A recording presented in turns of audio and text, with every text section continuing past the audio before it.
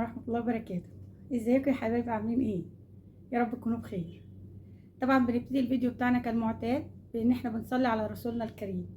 اللهم صل وسلم على سيدنا محمد وعلى اله وصحبه وسلم. تاني حاجة ان احنا بندعي لاهلنا وولادنا واخواتنا في فلسطين ان ربنا ينصرهم وان ربنا يقف معاهم دايما يا رب. ازيكم عاملين ايه؟ النهارده انا جايه دردش معاكم في فيلم كده، بقالي 3 ايام بتفرج على الاجزاء بتاعته. الفيلم ده فيلم امريكي، خلي بالكم من اللي انا بقوله، الفيلم ده فيلم امريكي.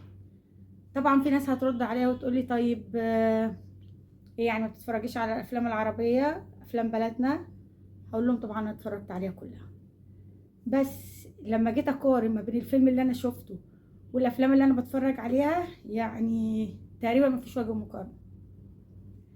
يعني مثلا لما بصيت على فيلم اللي هو ولاد رزق 3، ده كان نفسي ما يطلعش منه الجزء التاني ولا التالت، بس انا بحب اتفرج عشان ابقى عارفه ايه اللي بيحصل اول باول.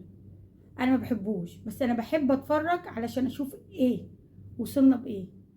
طبعا اكتر فيلم محقق ايرادات في مصر ولاد رزق 3، الفيلم اللي بيصدر للعالم كله قد ايه احنا ناس لينا في النصب.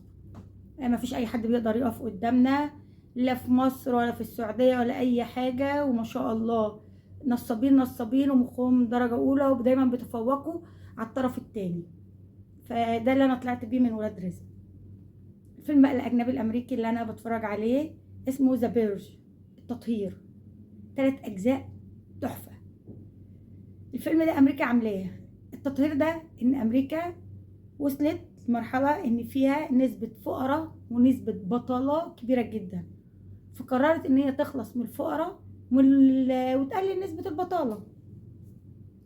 فابتدت ان هي تختار حي معين تعمل فيه تجربة، وللأسف الجزء ده اللي هو الجزء الثالث، يعني كان المفروض يبتدوا بالجزء الثالث بس هم نهوا بالجزء الثالث، اللي الفكرة ابتدت تظهر عندهم ان هم يخلصوا من الفقراء والبطالة. الفقراء والبطالة ده متجمعين في مدينة معينة، فبيقرروا ان هم يعملوا فكرة.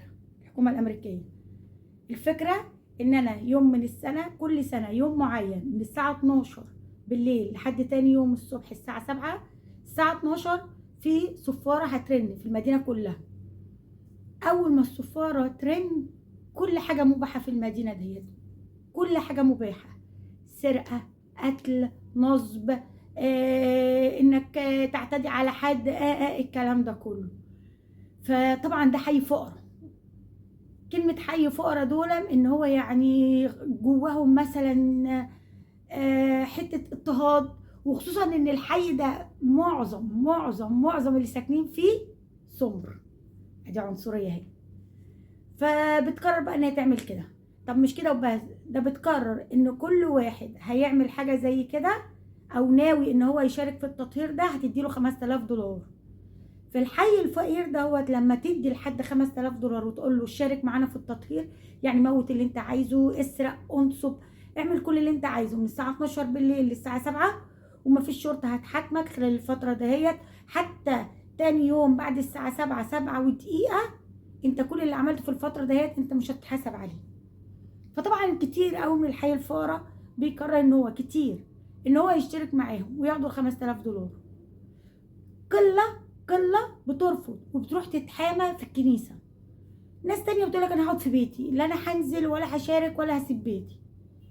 طبعا الحكومه لما بتعمل حاجه زي كده، في ناس بياخدوا ال 5000 دولار وينزلوا حقيقي للتطهير ان هم يطهروا البلد من الفقراء والبطاله، وفي ناس تانية بتقعد في بيتها وناس تجري تتحامى في الكنيسه. الحكومه طبعا حاطه مراقبات في المدينه ديت، كاميرات مراقبه في كل حته، فبيجي لها خبر ان لا التطهير مش شغال زي ما احنا عايزين، يعني الناس ما بتقتلش ببعض قوي زي ما احنا كنا منتظرين. فتقرر ان هي تنزل ناس متلثمين مغطين وشهم دول من سكان المدينه، وتنزل تخلص على سكان المدينه. سكان المدينه دي، المدينه دي اللي فيها الفقراء وفيها السمر، العنصريه. وحقيقي تخش على الكنيسه تموت الناس، تخش على البيوت، تخش مبنى بحاله تموت الناس اللي فيه والكلام ده كله. هنا بقى انا مش عايزه ان انا احكي لك الفيلم كده وخلاص، وان امريكا ازاي اللي بنسميها الدوله العظمى ويا ريتنا نعيش في امريكا ويا ريتنا ويا ريتنا. مش عايزه اقول لك ان امريكا اساسا عندها عنصريه، وانها ما بتهتمش بالفقراء، ونسبه البطاله والجريمه عندها كبيره. كل ده ماليش دعوه بيه. انا عايزه بقى اقول لك حاجه. الناس اللي عايشين في المدينه زي ما قلت لك كده، ناس جريوا في بيوتهم او قعدوا في بيوتهم، اتحصنوا ببيوتهم، ناس نزلوا شاركوا، ناس قعدوا في كنيسه، ناس تالتة بقى او ناس رابعه عملوا ايه؟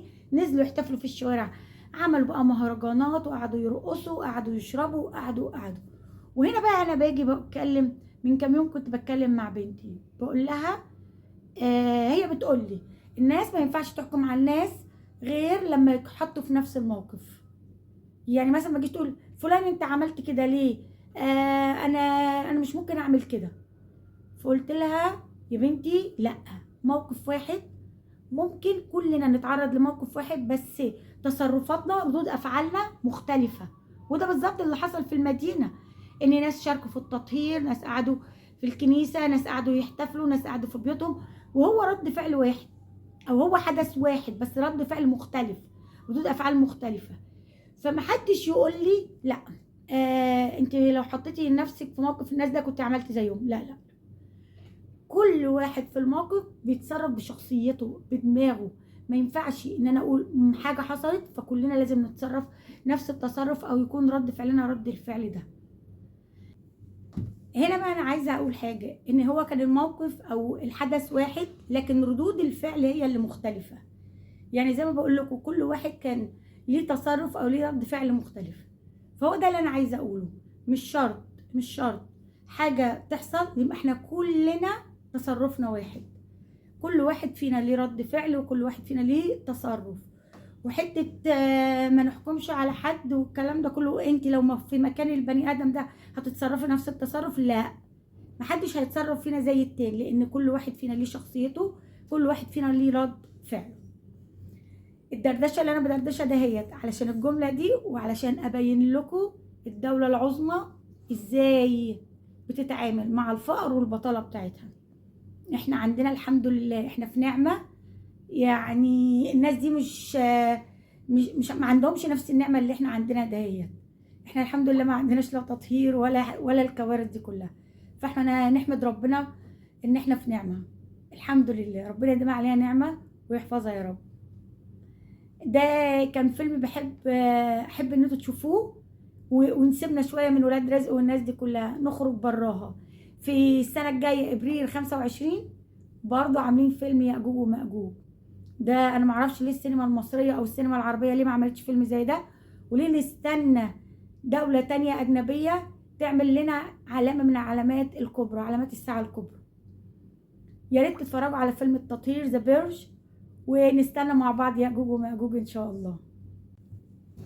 هستناكم بقى تكتبوا لي في تعليقاتكم ايه احلى الافلام اللي انتوا اتفرجتوا عليها، وايه الحاجه اللي انت طلعت بيها من الفيلم. انا عايزاك تتفرج على الفيلم اطلع بيه بحاجه، بفكره، بحقيقه.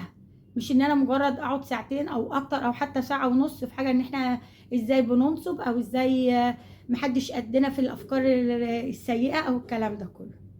احنا عايزين نتفرج على حاجه نطلع بيها بفكره. هستناكم تكتبوا لي ايه رايكم في الفيلم بتاع التطهير، وتقولوا لي ايه احلى الافلام اللي انتوا اتفرجتوا عليها بس طلعتوا منها بايه. سلام عليكم.